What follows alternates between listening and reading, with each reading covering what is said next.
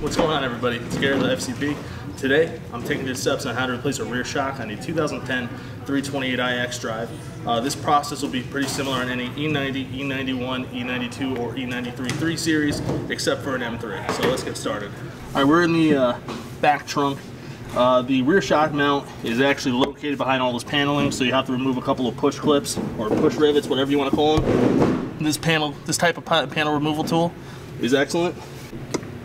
Now, depending on which side you're working on, the amount will vary, but just double check to see how many there are.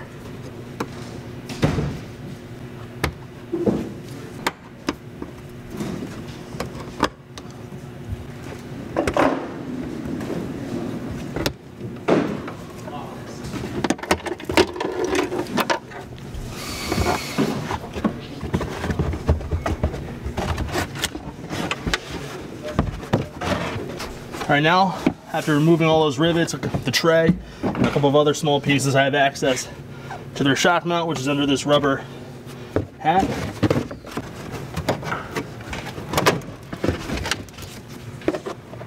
All right, you actually really don't need too many tools to do this job. For the top here, you need a 16mm box wrench. If you have a ratcheting one, you're better off you are here.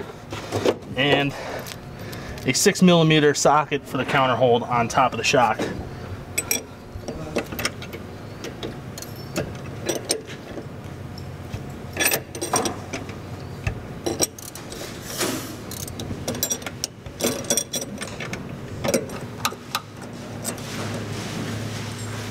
And this right here is part of the upper shock mount. Pretty simple design. So that's all set. Out of the way, we'll pull this off to the side. All right, now we're on the underside of the car. You have a 17mm nut which secures the shock to this lower control arm. There's a 15mm counter hold for a box wrench. And we're gonna go ahead and loosen this nut.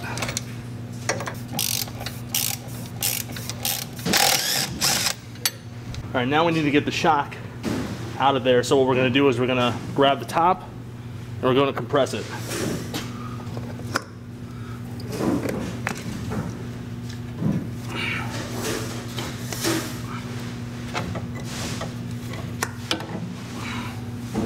I've already replaced the other side. This is the last corner that we have to do. As you can see by all the moisture on this and the rust, this shock is blown. Does not come back at all, so this thing is toast. Now, this shock is in still decent shape. It does come back, but very slowly, and you can see the amount of corrosion on the shock body, so this didn't have much more life in it anyway, so that's why we're replacing this today. All right, we will be installing a SOX Super Touring shock absorber into this 2010 328iX drive. SOX is original equipment for BMW, and it's got the fabled blue label that a lot of people prefer for replacements. As we can see, these are comparable in every single way. Ride quality is going to be exactly the same. Some assembly is required before you put this back in the car. I'm going to take our old dust boot and bump stop, along with the retaining collar on the top, as well as the lower upper shock mount. I normally recommend replacing these parts, however these are in very good shape, and for this video it's not really required, so I'm going to go ahead and reuse these. To go ahead and reinstall, we're going to have to do the same thing. We're going to have to actually try to get it on the outside here. My primary concern is to get it seated inside this lower control arm first, and then I'm going to go ahead and grab the whole assembly and compress it, and I'm going to let it go up into place. While we still have the car up in the air, I'm going to go ahead and put this lower lock nut back on. I am going to tighten this down later with the suspension at ride height to make sure it's fully seated.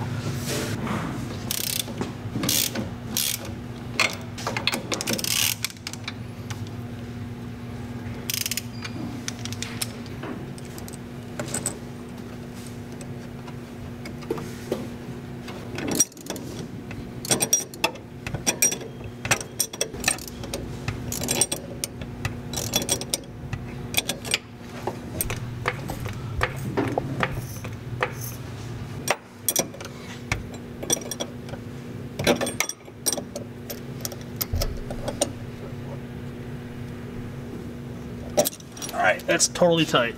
And also with the vehicle at ride height, we're just going to make sure that this lower nut is also tight.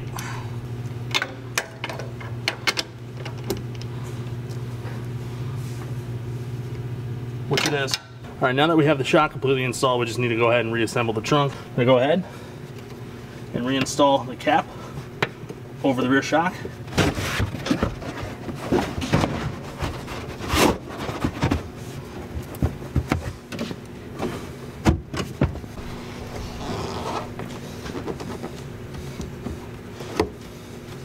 And just make sure that the trim panel tucks under the rear trunk seal just like that.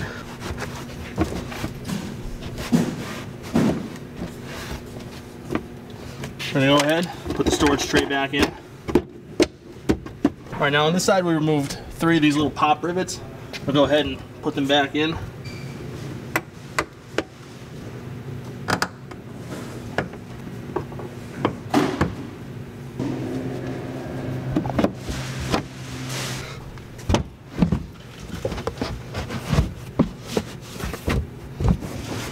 Alright guys, and that's how you replace a rear shock on a 2010 328iX drive.